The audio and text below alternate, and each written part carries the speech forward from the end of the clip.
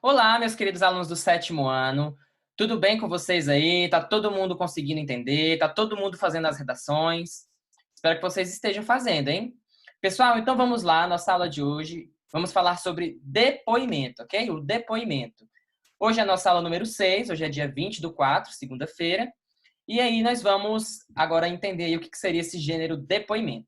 Para a gente começar, pessoal, abram o livro de vocês, o livro de língua portuguesa, na página 188, tá? Livro de língua portuguesa, na página 188, e acompanhe aí comigo. Então vamos lá. Leia os textos a seguir. José, nome fictício. Estudava numa escola pequena de Copacabana. Eu nem me lembrava que perturbava um cara da minha turma. Éramos alunos do primário. Um dia, já na faculdade, fomos jogar uma pelada, e lá estava o cara que eu perturbava. Realmente não me lembrava. Do nada vem um cara e pula na primeira disputa de bola e quebra minha perna. E ainda me deu um chute na cabeça. Fui direto para Miguel Couto e o jogo virou uma pancadaria, que meu time acabou perdendo. A gente fazia engenharia, éramos jovens normais. E o outro time era do que hoje se chama de Pit Boys. Eram lutadores de jiu-jitsu, surfistas e encrenqueiros. Só soube que era ele quando eu estava com a perna quebrada, urrando de dor. E ele veio e bateu o tiro de meta no meu rosto. Perdi 5 dentes, tive arranhão de córnea, tive trauma craniano e uma fratura na perna. Só me lembrei do meu agressor ao ver umas fotos antigas do colégio Melo e Souza, mas realmente não lembrava que implicava com ele. Não lembrava mesmo. E, se implicava, o que de tão grave poderia fazer uma criança de 7 anos com outra que justificasse uma agressão assim? Eu não era uma criança má. Já o cara, que hoje anda por aí com o rosto em outdoor, é um psicopata. Pedro Francisco. Recordo-me de um caso de bullying que ocorreu comigo na infância. Estudava numa escola pública na cidade do interior pernambucano, chamada Tabira. Tinha em torno de 11 anos e sempre apanhava de alguns colegas de turma, que se mostravam valentões, bravos. E eu tinha muito medo deles. Acredito que deixava transparecer isso sem mesmo perceber. Acontece que sempre fui muito aplicado, dedicado aos estudos e tinha como melhor amigo um garoto grandão, valentão também. Porém, não se metia em confusão. Ele, apesar de valentão, era meio desligado dos estudos e sempre tirava notas baixas nas provas. Então aproveitei essa deficiência dele e propus um acordo. Ele me livrava dos valentões nas brigas corriqueiras e eu o ajudava nas provas. Assim, conseguia sempre me livrar das surras e os ditos bullies me deixavam em paz. Até hoje me lembro desses episódios na infância. O grupo de valentões vinha em minha direção e meu amigo de imediato tomava a frente e botava todos para correr. Marta Serrati. Nunca mais esqueci o constrangimento e sofrimento que passei na frente dos meus colegas quando 2 professoras de matemática me insultaram e uma delas me sacudiu pelo braço só porque eu não sabia resolver o problema no quadro negro. Esta última fez isso na frente de toda a classe e me sacudiu muitas vezes pelo braço, fazendo-me chorar. Eu tinha 6 anos. Mais tarde, a segunda professora de matemática fez a mesma coisa com palavras, humilhando-me ao máximo. Resultado, nunca mais quis estudar matemática e parei de estudar no primeiro grau. Miriam Márcia de Moraes. Minha filha tem 10 anos, cabelos enormes e encaracolados, com muito volume. Os cabelos dela são lindos, remetem-se a uma coisa meio afro e são considerados um trunfo nas passarelas, já que ela faz alguns desfiles de moda infantil. No entanto, na escola é chamada de pulguenta, bruxa e uma série de adjetivos que a magoam profundamente. Ela sempre me pede para deixar que faça escova progressiva, chapinha, mas seria um erro permitir que a maldade daqueles pestinhas retirem o seu diferencial. Até porque muitas críticas acontecem quando ela usa algo bonito ou diferente. Ser alta, magra e estilosa tem sido difícil para minha filha. Imagine o quanto de maldade não acontece com as crianças gordinhas e com outras diferenças. Os professores costumam se fazer de mortos. Acho que devia haver mais acompanhamento, especialmente durante o recreio. Após ter lido essas histórias, qual alternativa aponta com maior adequação à finalidade desses textos? Vamos lá, galera, vamos fazer juntos aí. Letra A. Os textos têm a função de emocionar o leitor ao relatar fatos da infância de personagens reais. E aí, pessoal, certo ou errado? Errado, né? B. Os textos têm a função de noticiar, de modo isento e impessoal, fatos ocorridos com cidadãos comuns. Verdadeiro ou falso? Errado também, né? E C. Os textos têm a função de relatar e denunciar experiências traumáticas vividas por pessoas reais.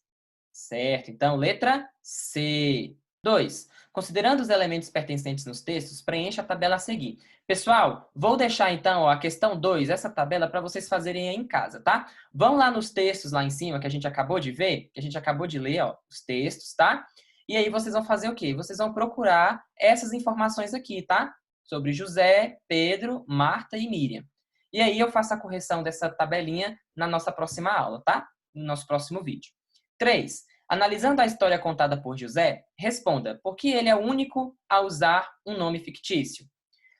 Provavelmente porque ele ainda teme, né, aquelas agressões, não quer mostrar quem é ele, né, não quer falar o nome dele. Já que, no caso dele, já que ele é o único caso, né, em que houve o reencontro com aquela pessoa agressora do passado. 4. Pedro relata o único caso em que não se percebem no presente consequências mais severas praticado contra ele na infância. Por que você acha que isso ocorreu? Então, possivelmente porque Pedro encontrou um meio de se defender, né, dos ataques, contando com a ajuda daquele amigo valentão que ele tinha. 5. De todas as histórias narradas, qual mais chamou a sua atenção? Por quê? Aqui, pessoal, a questão 5 é a resposta pessoal, tá?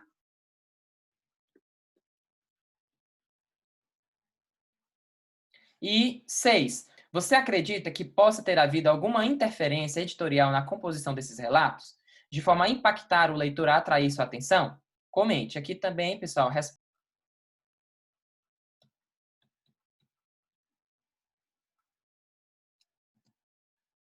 então vamos lá. Depoimento. O que é o depoimento? O depoimento compõe um gênero textual que circula principalmente em jornais, revistas e pela internet, sendo inclusive bastante comum em redes sociais. Nele, narram-se fatos reais vividos por uma pessoa. A finalidade do depoimento é relatar situações que possam ensinar algo ao leitor. Há, portanto, uma intenção pedagógica nesse tipo de texto. Como conta uma história, podemos encontrar no corpo do texto elementos básicos da narrativa: personagens, tempo, espaço, sequência de fatos. Então, todos aqueles elementos do texto narrativo que nós já sabemos, né, que nós já conhecemos, eles estão presentes aí no depoimento.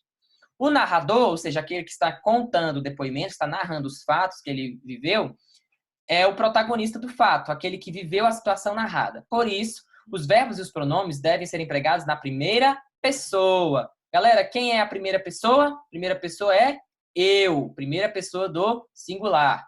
Afinal, depoimentos são pessoais e os verbos se mantêm basicamente entre o pretérito perfeito e o presente do indicativo.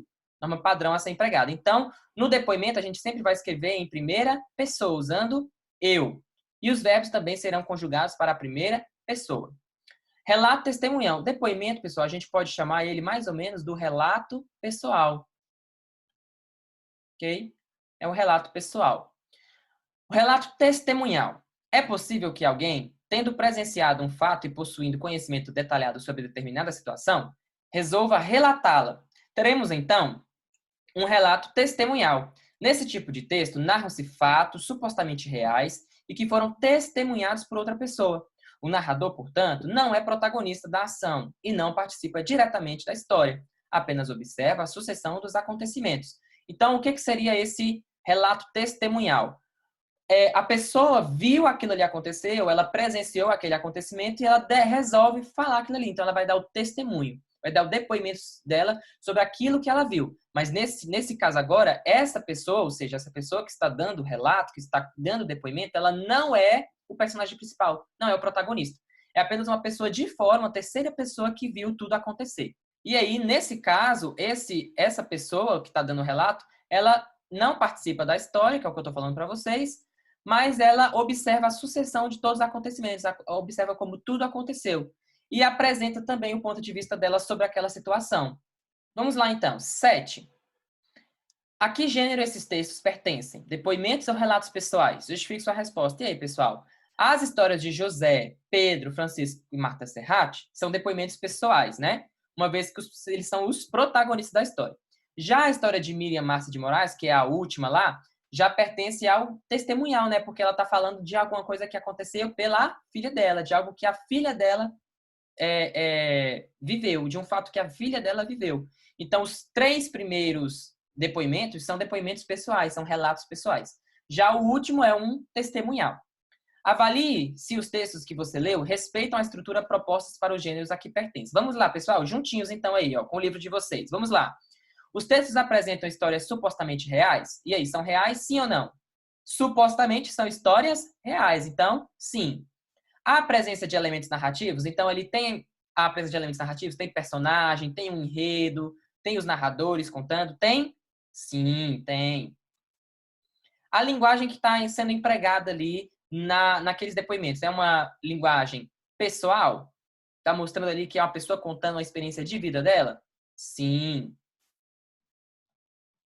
Próximo. Os verbos e os pronomes apresentam-se predominantemente na primeira pessoa? Dá uma olhadinha lá. Está sempre na primeira pessoa, sempre usando eu? Sim ou não?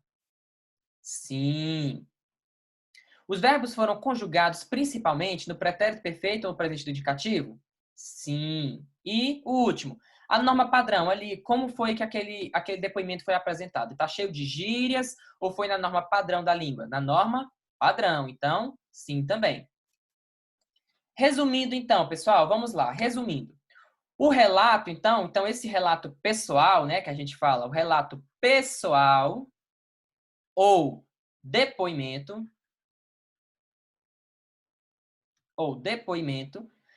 é sobre o assunto do qual tenha conhecimento. Então, você vai falar sobre um assunto do qual você sabe, do qual você tenha conhecimento. Uma coisa que você presenciou, uma coisa que você sabe.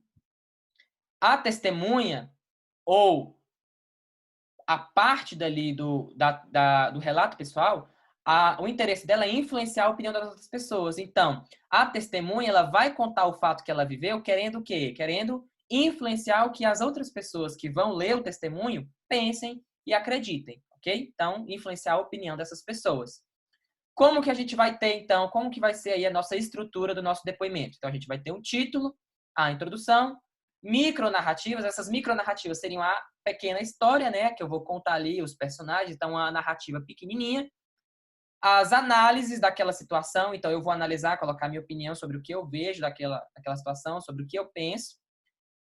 Quais são as implicações? Ou seja, quais foram as consequências? Quais foram as consequências daqueles acontecimentos? E a conclusão, o final do meu texto. No depoimento, então, no relato pessoal, é possível que eu tenha narração, né? Então, eu vou ter a narração, que eu vou estar contando ali os fatos, contando os acontecimentos. Vou ter exposição, porque eu vou expor os fatos, vou expor o que aconteceu, vou expor as pessoas que estavam envolvidas. E eu também vou ter argumentação. Por quê? Porque eu vou dar a minha opinião também sobre o que eu penso daqueles acontecimentos. Então, eu vou ter essas três partes dentro do meu relato pessoal. O narrador do relato é sempre em primeira pessoa. Quem é a primeira pessoa? Eu. Ok? Normalmente, este narrador, ele é o protagonista. Então, normalmente, se é você que está dando o seu relato pessoal, você é o protagonista. Então, você vai escrever o seu texto usando eu, primeira pessoa do singular. E, então, a nossa estrutura. Temos o título, curto e temático, mostrando temas sobre o que nós vamos falar. A introdução, uma breve apresentação do personagem, sobre a situação, o assunto que vai ser abordado ali. Nós temos também as micronarrativas, então as pequenas histórias que vão comprovar, que vão dar veracidade, que vão mostrar que tudo aquilo que nós estamos contando é verdade. Então, nós vamos trazer a história. As análises, então, sequências argumentativas ou opinativas, então as nossas opiniões sobre aquela história que está sendo contada, e a conclusão, a finalização do nosso texto. Tá ok, pessoal? Então, essa aí foi a nossa aula de hoje sobre depoimento. Eu vou deixar aqui na descrição do vídeo a produção de texto que vocês deverão realizar, ok? Essa semana. Vou deixar aqui na descrição o link para a atividade, para vocês fazerem o download da atividade. E não se esqueçam de realizar também lá, né, o quadrinho lá, a atividade número 2, que eu deixei para vocês fazerem. E aí eu corrijo na próxima aula. Tá ok, pessoal?